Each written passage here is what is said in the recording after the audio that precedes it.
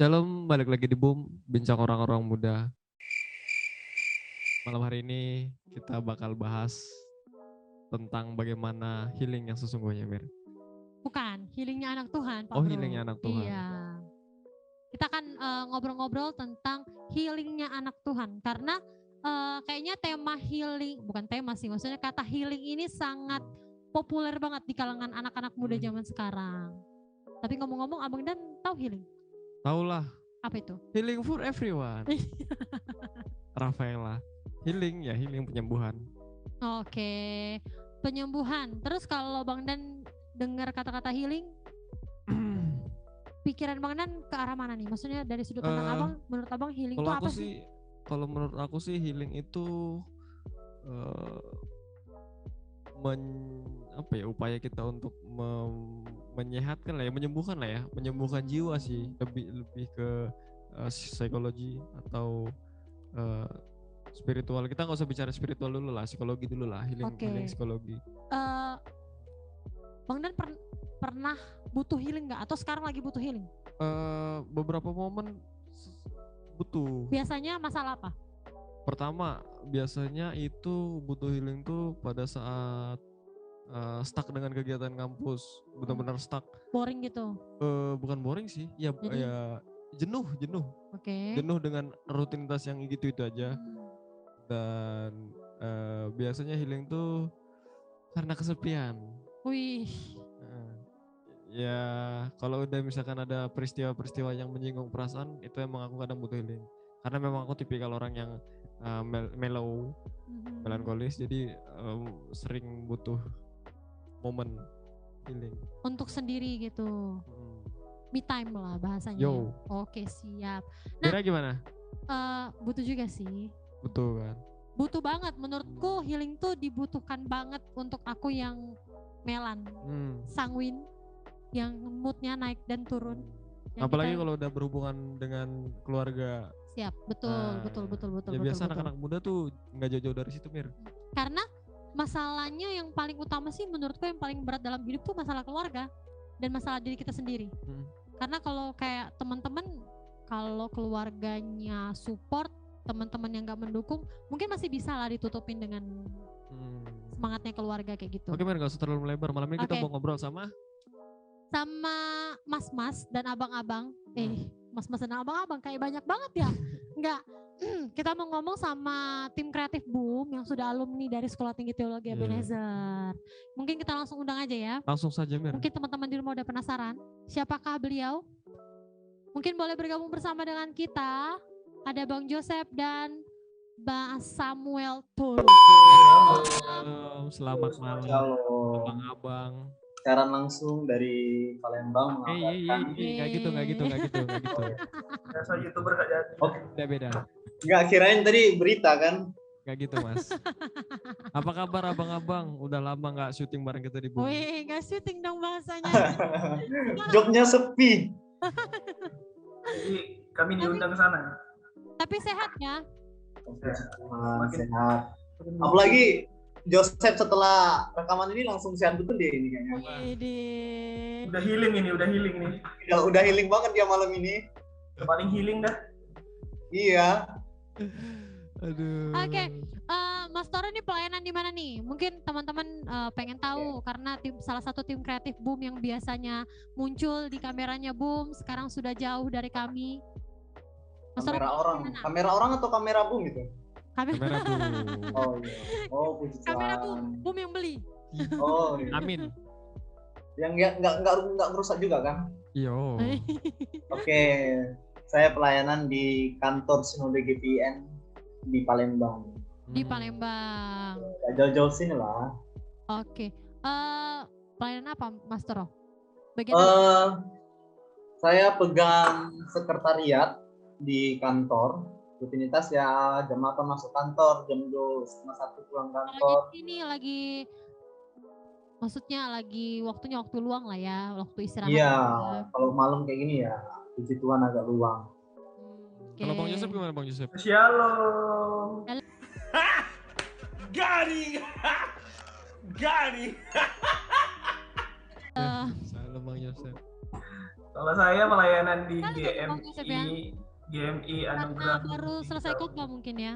Kenapa? Oh iya, banyak sekali job di sini. Semua di handle gitu, semua live streaming, sound, khotbah. Bagian belakang doang tapi memang. Sis Mira agak canggung ya tadi tanyanya. Mulai gimmick ini gimmick. Bang Joseph pelayanan di mana nih Bang Joseph? Di GMI tadi GMI Anugerah Budi Digital. Jangan canggung gitu dong ya. Mungkin urusan pribadi belakangan ya kita. Iya. Sehat-sehat kalian juga kan? Kalian harus ditanya juga dong. Sehat-sehat nggak Timbung ini? Iya. Gimana kuliahnya? Kami sehat, aman semua. Selama kuliah butuh healing nggak? Oh, selama kuliah sangat butuh healing, Pak. Oke, silahkan didengar Pak staf dosen. Iya.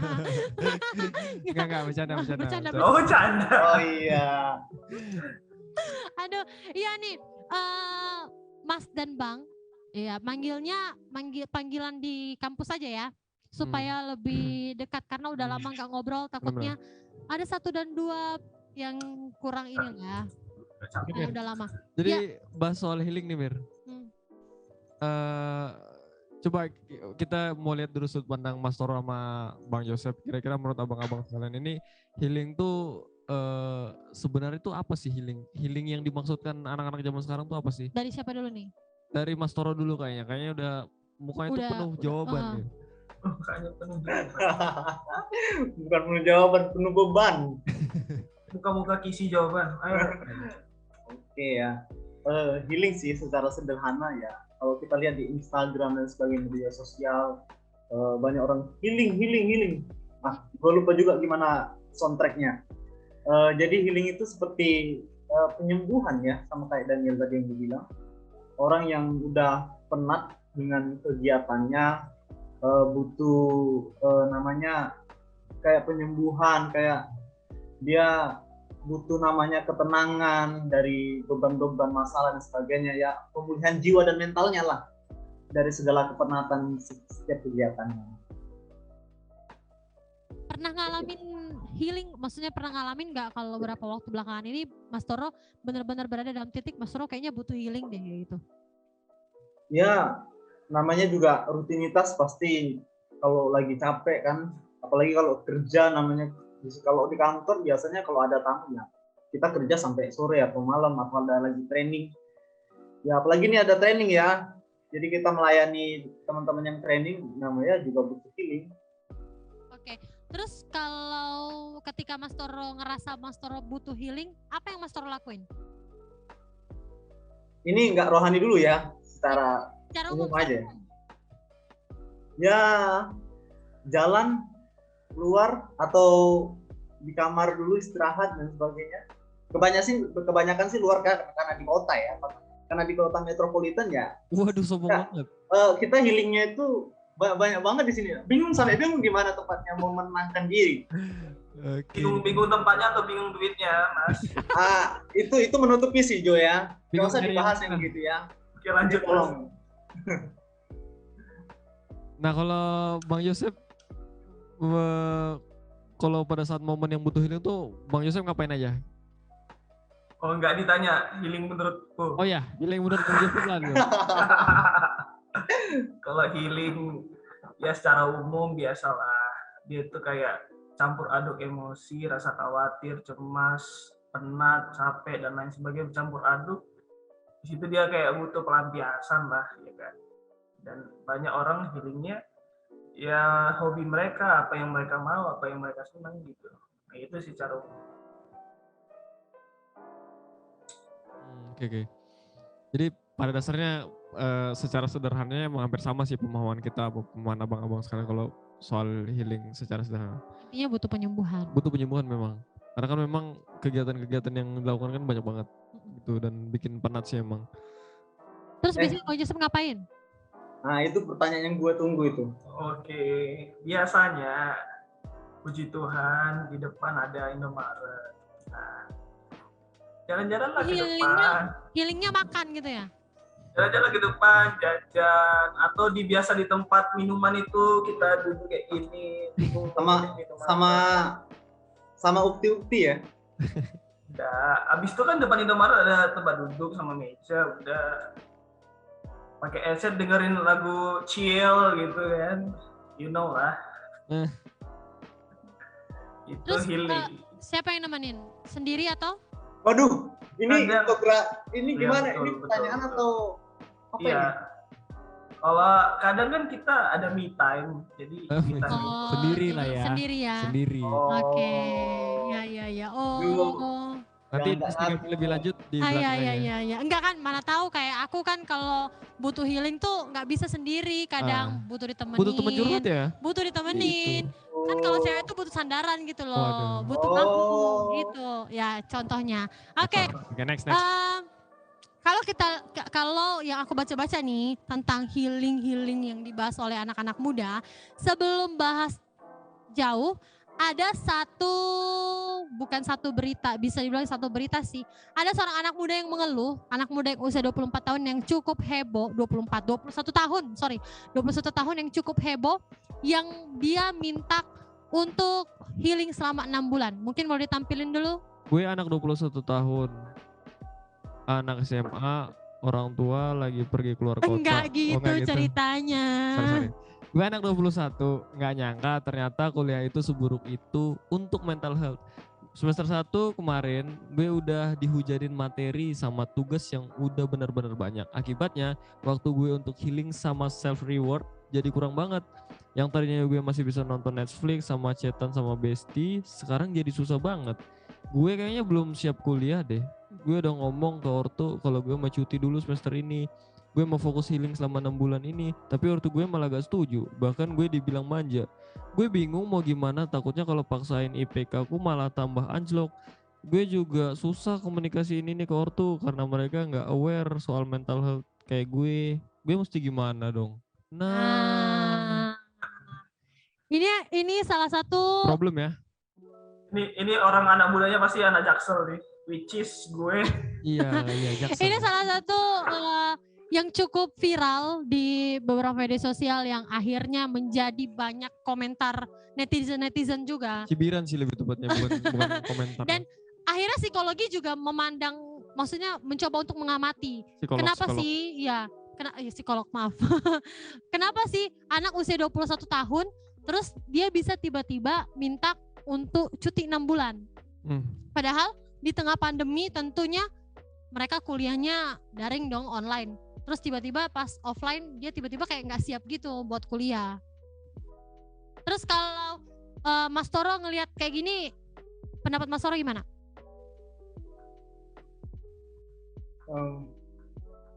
Saya juga bingung ya. Anak mudanya juga aneh ya. Antara mau healing atau memang gak siap kuliah itu ya beda-beda tipis lah mungkin ya. Tapi kan dia bilang kalau dia butuh healing, dia gak siap buat kuliah nih. Mungkin gak siap pelajarannya mungkin ya. Tapi gak siapnya cutinya 1 semester, 6 bulan. Itu bukan healing itu. Enggak sekalian ini mengundurkan diri atau DO aja lah sekalian. Nah kalau aku nih Mer ya, kalau aku menanggapi hal kayak gini, menurut aku sih selain emang anaknya yang udah emang lembek, menurut aku sebenarnya di sini nih ada peran pendidikan juga. Maksudku gini, kita bandingin ya, zaman-zaman tahun 90-an, guru-guru ngajar murid itu benar-benar keras gitu loh.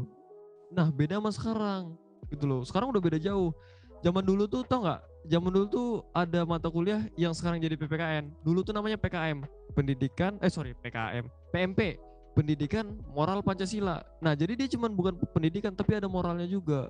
Nah sekarang udah jauh, maksudnya udah jauh banget ya guru tuh cuman sekedar ngasih materi ke murid, memberikan pemahaman, selepas itu ya udah gitu. Bahkan di beberapa sekolah yang pernah aku liatin, pernah aku tempatin, setelah sekolah yang penting nggak pakai seragam sekolah, ngerokok bareng sama gurunya. Maksudnya kan pendidikan moral itu udah benar-benar hilang gitu. Nah menurutku untuk anak-anak yang sekarang mungkin karena mereka udah kurang untuk mendapatkan pendidikan moral di sekolah, akhirnya sekolah itu nggak begitu mengasihkan lagi. Nah gitu loh. Dan antusias anak-anak untuk mencari ilmu di sekolah itu udah berkurang kalau menurut aku. Nah gitu. Jadi sebenarnya karena kayaknya berpengaruh deh sama yang dibilang sama Profesor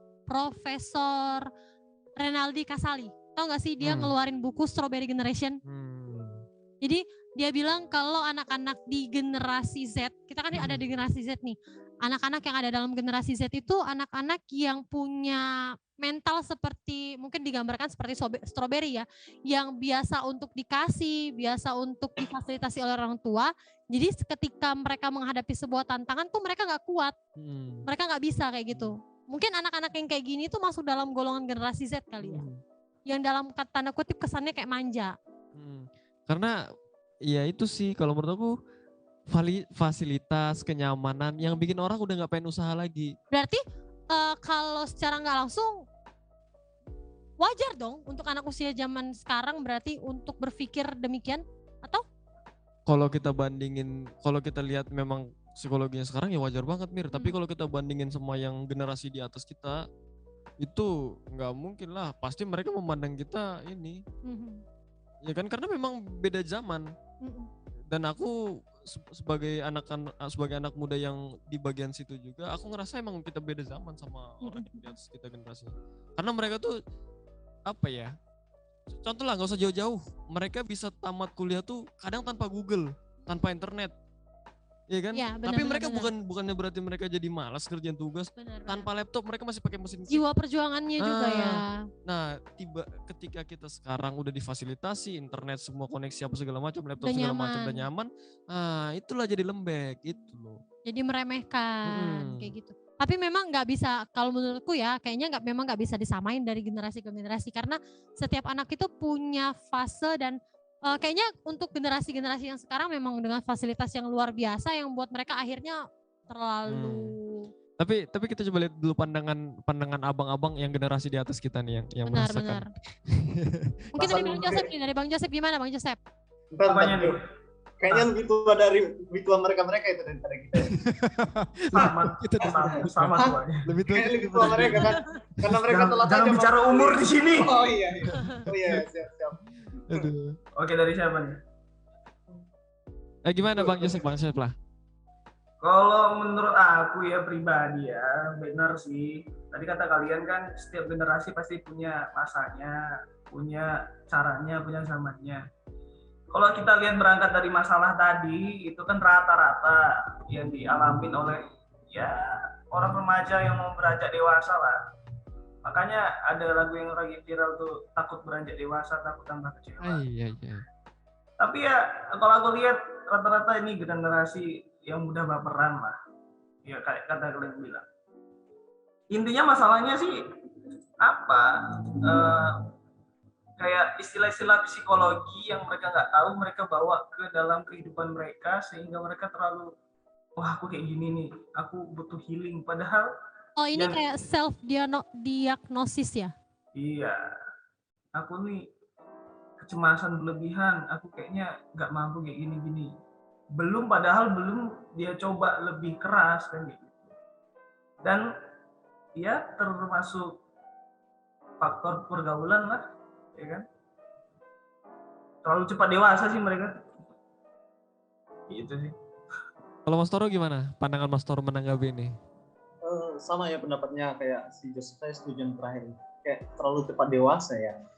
Jadi mereka itu kayak mungkin belum saatnya dewasa, sudah dewasa, jadi ya gini nih mentalnya toh. Dan juga kemudahan yang ada, dan ya kemudahan yang ada, teknologi dan sebagainya yang buat mereka jadi tantangan yang lebih besar itu kayak wow banget. Padahal bisa sih kita lewati, tapi kayak mereka itu udahlah, dengan rasa nyaman mereka, dengan keadaan nyaman mereka, nggak mau melihat tantangan-tantangan. Mungkin kalau aku pikir media sosial juga berpengaruh dalam ini ya. Media sosial, terus ya sih pergaulan media sosial. Karena memang kita kan hidup di zaman, dan di tengah apalagi di tengah pandemi kayak gini kan, orang-orang lebih kayak ngeposting tentang dirinya kayak gitu. Dan ketika mungkin aku kayak ngelihat postingan teman-teman yang udah sukses, aku tuh kayak pengen juga jadi seperti mereka tanpa tahu prosesnya kayak gitu kan. Jadi mungkin itu juga yang terkadang buat anak-anak itu punya kecemasan yang berlebihan, atau ya namanya disebut juga sih generasi Z ini generasi instan. Mereka pengen jadi seperti orang itu tapi dengan cara-cara yang praktis kayak gitu. Iya. Mungkin media sosial tuh benar-benar berpengaruh sih. Ngaruh banget Fasilitas justru, banget. Karena bisa jadi orang tuh berubah dalam satu hari itu karena karena ngeliat sesuatu di YouTube, misalkan konten, kan kita konten gak ada yang tahu nih, semuanya udah pergi ke video semua gitu loh. Jadi apa yang mereka tonton, apa yang mereka lihat itu bisa jadi merubah diri mereka kan, kayak gitu. Dan sebenarnya healing ini sudah ada sejak dahulu kala atau baru sekarang sih menurut Bang Dan? Kalau Bang Dan lihat? Kayaknya kalau kita seperti yang Bang Jose bilang tadi ya, sebenarnya mereka pakai istilah-istilah psikologi. Sebenarnya itu udah lama sih. Kayak yang apa sih dibilang Bang Yusuf tadi, yang overthinking, terus OCD itu juga. OCD kan banyak tuh anak-anak yang kemarin tuh ngomong aku OCD, padahal mah emang dia lagi halu kali atau apa gitu. Sosokan OCD gitu. Jadi mungkin karena memang itu kayak apa ya, biasalah anak-anak pengen gaul. Nah gitu. Itu sih sebenarnya. Nah, terus gimana sih Fir healing yang sesungguhnya bagi kita nih anak-anak muda Kristen, khususnya kita yang hamba Tuhan lah. Mungkin kita tanyakan ke pakar-pakarnya. Oh ya, pakar, gimana pakar? Pakar healing yang malam hari ini sudah kita undang jauh-jauh. Bagaimana pendapat Mas Toro mengenai healingnya anak-anak Tuhan? Seharusnya anak-anak muda Kristen itu mereka menanggapi healing yang kayak seolah-olah kayak dibuat-buat, ataupun mungkin merasa diri sendiri kayak butuh healing, padahal nggak bener-bener butuh healing sih sebenarnya. Cuman kayak ya namanya juga anak-anak kan, maksudnya namanya juga anak muda, kayak memang butuh yang namanya jalan-jalan, butuh refreshing lah, bisa dibilang kayak gitu. Tapi dalam tanda kutip mereka sudah bilang kayaknya aku butuh healing deh, kayaknya aku terlalu ini deh, terlalu itu, kayaknya aku bosan dan lain sebagainya. Bagaimana nih Mas Toro? Healingnya anak-anak muda Kristen itu ya kayak sebenarnya bahasa healing ini kalau agak berbeda ya dengan yang bahasa yang seharusnya ya, arti-arti yang sebenarnya ya. Yang saya lihat sih kalau healing itu kayak penyembuhan diri orang yang terpuruk dengan masa lalunya, juga orang yang terpuruk dengan beban hidupnya.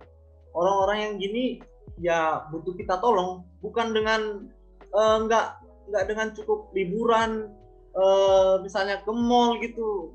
Mungkin orang-orang yang terbeban dengan udah beban mentalnya, terus lu ajak ke mall lagi, udah beban dompetnya, itu bisa makin kacau mungkin ya. Mereka butuh bimbingan. Tentunya peran hamba Tuhan lah ya. Peran hamba Tuhan salah satunya, dan persekutuan.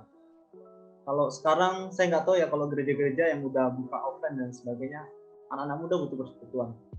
Karena kalau sudah hilang dari persekutuan, mereka udah jauh dari Tuhan. Pokoknya ya kayak seolah-olah beban mereka udah ditambah beban mental, beban jiwa mereka, nggak ada yang bisa menolong mereka. Teman-teman persekutuan juga nggak tahu gimana cara menolong dan sebagainya, nggak tahu temannya gimana keadaannya.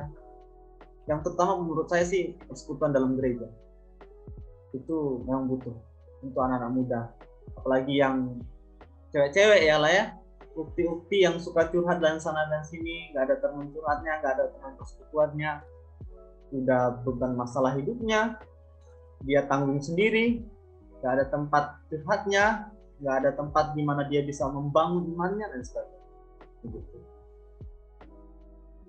Oke, berarti lebih ke circle ya Mas ya. Kalau misalkan circle kita sebagai kita sama anak-anak muda Kristen, mungkin kita bisa lebih nge-heal secara spiritual gitu ya maksudnya. Iya, siap. Kalau Bang Yosep? Oke, terima kasih kesempatannya. Nah, kalau bicara masalah healing kan, kita nih harus gali banget dasarnya tuh orang butuh healing tadi kenapa sih gitu kan. Kayak tadi penat dan lain sebagainya macam. Sempat tadi kayak kasus yang kita dengar tuh kan tentang pemuda itu, dia kayak berada di suasana atau lingkungan yang kayaknya buat mentalnya nih down, rusak dan lain sebagainya macam. kita juga nggak bisa ngejudge atau nggak bisa langsung menghakimi dan lain sebagainya. Tapi kadang-kadang kan munculnya orang butuh healing pasti karena ada luka batin gitu kan.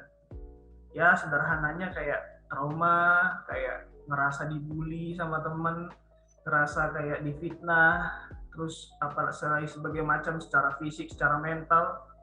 Nah, kadang hal-hal itu sebenarnya itulah inti atau sakitnya gitu. Tapi dia pendem doang. Habis itu dia dalam rutinitasnya dia merasa lesu, jenuh. Akhirnya dia merasa butuh healing ke hal-hal yang kayak harafiah gitu. Atau sederhananya kayak hal-hal yang sebentar aja. Hiburan. Atau orang-orang yang di luar Tuhan, rokok. Atau hobi main game dan lain sebagainya. Itu kan hanya menyembuhkan permukaan doang. Hanya sebagai kayak nutup sementara nih, cuman akar sakitnya itu nggak digali gitu. Makanya kalau tentang healing ini secara Kristenan atau secara pribadi tadi? Secara Kristen. Secara Kristen ya. Kalau tadi kan saudara Mas Samuel tadi udah bilang tentang circle gitu kan. Kadang ada juga nih istilah tentang self healing gitu ya. Nah, itulah gunanya kadang kita ini ngerasa kayak kita ngelakuin semuanya sendiri, kita semuanya ngerasa terbeban sendiri. Tapi kita udah belajar, itu namanya kasih Kristus gitu kan. Nah, teman-teman kalau sadar atau tidak sadar, ketika kita ngalamin namanya luka batin, sebenarnya kita harus datang awalnya pertama ke Tuhan, ya kan? Itu yang paling pertama. Karena gini, orang yang mengalami trauma dan sakit itu biasanya dia mencari sesuatu yang hanya sebentar. Cuman kalau kita pertama datang Tuhan, kita disergarkan. Pernah nggak sih ngerasa kayak kau sediain waktu untuk Tuhan, terus renungan atau menyembah Tuhan di waktu khusus, terus ngerasa kayak Tuhan hadir dalam hidupnya gitu ya. Itu yang kita butuh gitu. Dan di situ nanti Tuhan akan membuka mata kita supaya kita bisa menyelesaikan masalah trauma itu. Jadi healing itu kita harus cari akarnya, di mana solusinya? Solusinya sebenarnya dalam diri kita sendiri. Cara kita nemu solusi, itulah kita datang sama Tuhan. Itulah bangun persekutuan sama Tuhan. Itu namanya self healing. Oke, terus gimana nih kalau dengan pandangan yang gini, ini pandangan psikologi ya, secara psikologi yang aku baca-baca tadi di beberapa artikel bilang kayak gini. Kalau misalnya kita kalau misalnya kita punya masalah nih, harusnya yang kita cari duluan itu adalah bagaimana caranya kita untuk bisa menyelesaikan masalah itu. Kayak problem focus coping dalam bahasa psikologinya ya. Jadi kayak lebih mencari apa yang menjadi masalah dalam permasalahan kita untuk kita bisa selesaikan. Tapi ada juga yang emosional fokus coping. Jadi tingkat stres tuh bisa dengan cara dua ini gitu loh. Bisa dengan dua cara ini maksudnya. Jadi kalau misalnya emosional fokus coping itu kita tuh kayak lebih butuh untuk kayak jalan-jalan, shopping dan lain sebagainya tanpa menyelesaikan masalah kita. Tapi yang paling utama harusnya kita lebih ke permasalahan. Kalau tadi yang dibilang Bang Joseph sama Mas Toro kan kayak untuk anak muda Kristen mereka datang ke Tuhan untuk cerita dan lain sebagainya. Terus bagaimana cara mereka untuk mereka bisa menyelesaikan masalah mereka? Masalah utama dalam diri mereka. Misalnya nih kayak anak muda yang salah jurusan atau anak muda yang gak ngerti passionnya atau bagaimana. Akhirnya mereka salah mengambil tindakan ke depan dan lain sebagainya. Itu yang buat mereka akhirnya jenuh, bosan. Kayaknya gak ini deh, kayaknya bukan ini bagianku dan lain sebagainya. Gimana tuh? Dari siapa dulu nih? Dari Mas Toro duluan. Gimana Mas Toro? Oke. Kayak orang salah ambil jurusan ya. Kayak apa Mas Toro? Gitu kan ya. Intinya sih tadi yang Abang jelaskan kan ya pertama kan kita harus relasi kita dengan Tuhan dulu kita benerin. Nah, yang ditanyain berikutnya, ya gimana kalau misalkan dia ada problem sama keluarganya lah misalkan, ya dia datang sama Tuhan pun percuma dong, masalah sama keluarganya nggak selesai. Nah gitu intinya. Mungkin dari antara anak-anak muda yang nonton kan mungkin mereka bertanya kan, kok kalau kita gimana sih caranya kita datang ke Tuhan, sedangkan permasalahan itu benar-benar kayak permasalahan real yang kita harus selesaikan banget gitu loh, dengan mungkin kita harus selesaikan sama keluarga, ataupun misalnya kita yang kuliah salah ambil jurusan berarti kita harus ngambil jurusan yang benar-benar sesuai dengan passion kita. Nah terus gimana tuh nanggepin kayak gitu? Oke, menurut saya ya kalau orang yang punya masalah dengan secara real ya, kalau orang bilang ya datang sama Tuhan, ya datangnya ya kita datang sama Tuhan. Emang masalah itu selesai nggak? Menurut saya kalau teman-teman semua punya masalah keluarga dan sebagainya, gimana cara nyelesainnya? Sedangkan sudah kacau balau, sedangkan aku udah bingung banget dan sebagainya. Gimana cara penyembuhannya? Balik lagi ya, kita nggak ada yang datang sama Tuhan itu yes. Terus gimana cara saya menyelesaikan masalah keluarga? Yang pertama dari diri kita sendiri. Kalau diri kita bisa tenang, intinya ketenangan ya. Diri kita bisa menenangkan diri, tentunya Tuhan akan kasih arah-arahan. Gimana cara menyelesaikan A dan B dan C, ada banyak jalannya. Nah, yang pertama menenangkan diri. Kalau kita lihat begitu banyak di cerita-cerita Alkitab ya, kalau ada beberapa raja yang di raja-raja itu yang paling pertama adalah menenangkan diri dulu. Menenangkan diri. Walaupun kita teman-teman semua ya, walaupun apa ya istilahnya, kalau kita belum tenang maka akan susah menyelesaikan masalah. Menurut saya susah menyelesaikan masalah. Dulu saya praktek 1 tahun, saya sampai kecewa sama Tuhan. Orang tua saya dipanggil Tuhan, lagi semangat melayani, kok saya dikecewakan lagi, sampai tanya dan sebagainya. Hampir saya putus asa, hampir saya pergi dari pelayanan, hampir saya juga meninggalkan panggilan Tuhan, itu hampir. Tapi 1 minggu saya tenang dulu, tenang dan sebagainya, menenangkan diri untuk diri kita sendiri ya. Yang pertama diri kita sendiri. Akhirnya setelah tenang, beberapa hari kemudian bisa berpikir nih. Jadi pikiran kita mulai dikelola dengan baik dengan diri kita sendiri.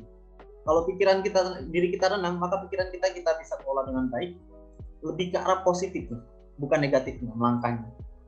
Orang akan dalam masalah akan ada 2 arah dalam langkah, positif dan negatifnya.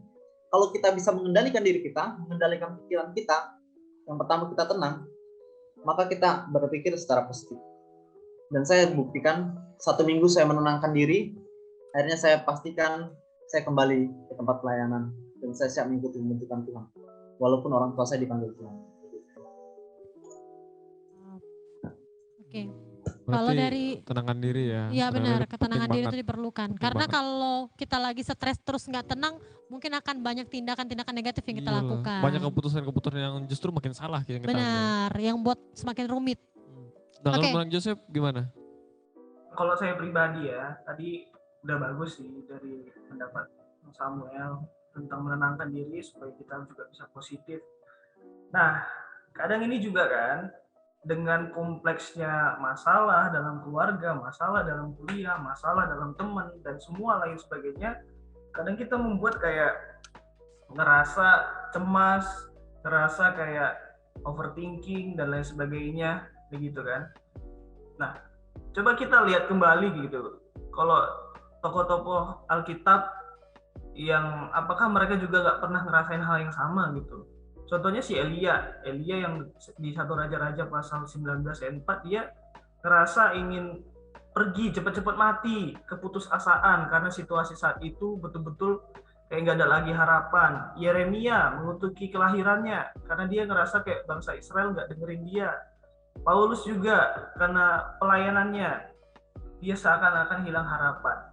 Tapi yang bedain kita nih, memang secara manusia kan nggak langsung ceplok masalah hilang, enggak.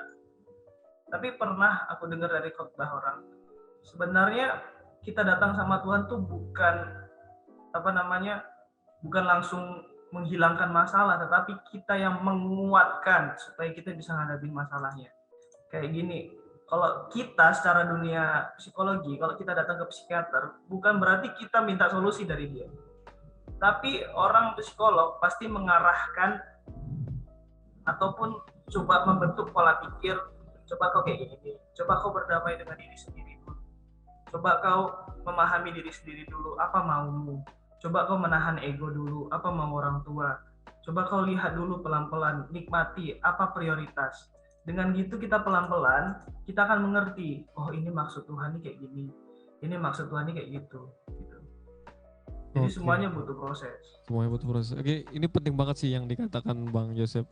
Sebenarnya kita datang ke Tuhan tuh bukan supaya Tuhan meringankan masalah kita, tapi justru Tuhan buat kita survive makin lebih kuat. Ya. Luar biasa banget. Untuk bisa lewatin masalah kita.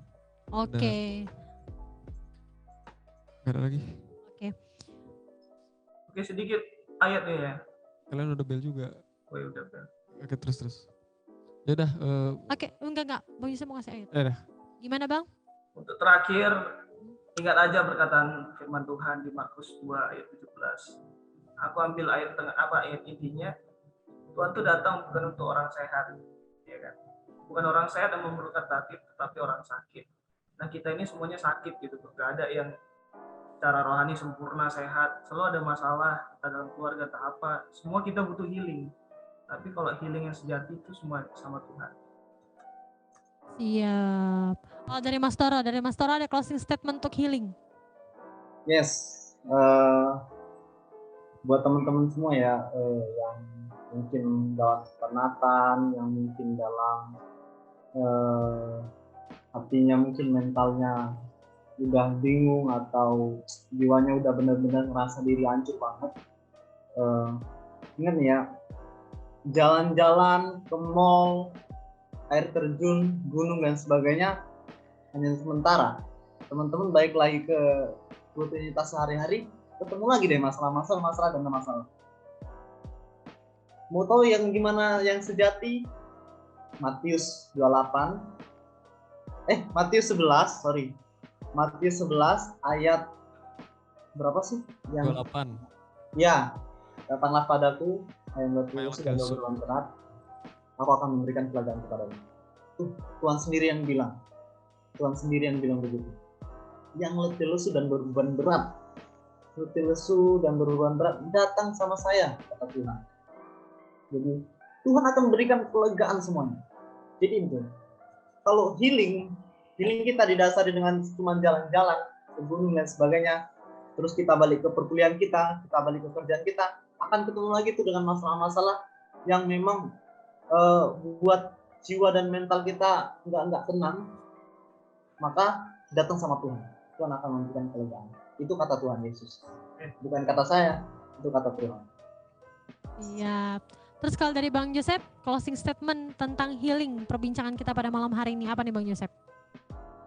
Closing statement, kau yang merasa terluka, kau yang merasa tersakiti, kau yang merasa mentalnya lagi sakit, ingatlah janji Tuhan gitu ya. Allah ada di pihak orang-orang yang lemah dan terluka. Kalau buluh yang patah aja tidak akan diputuskan, tentunya pula harapan itu nggak akan dihapuskan dari kita, asal kita penuh percaya sama Tuhan. Terakhir dari Bang dan closing statement tentang healing. Ya emang sih semua orang tuh butuh waktu sendirian, butuh waktu untuk mengobati dirinya sendiri ya. Cuman kalau dari aku sih, kalau kita hidup dalam Tuhan sih everything will be fine, nggak akan ada apa-apa gitu. Tuhan yang akan berjalan depan kita kalau menurut aku ya. Seperti yang kata-kata lagu, Engkau Tuhan penyembuhku, Tuhan penyembuhku, Tuhan pemulihku. Ya udah, emang kalau kita memang udah berharap sama Tuhan, ya udah dia kan yang bisa menyembuhkan lebih dari siapapun di bumi ini. Ya, Tuhan akan bekerja dalam diri kita yang terluka. Ya kalau kita emang berserah sama dia gitu. Siap. Oke, perbincangan kita pada malam hari ini sangat panjang banget dan terima kasih untuk Bang Joseph dan Mas Toro yang sudah mau meluangkan waktu untuk berbincang-bincang dengan kita pada malam hari ini, berbagi bersama anak-anak muda bagaimana menemukan healing yang sesungguhnya di dalam Tuhan dan bukan healing yang ada orang-orang di luar yang mencari dengan kesenangan-kesenangan sementara saja. Benar. Terima kasih Bang Joseph, Mas Toro, semangat ya. See you.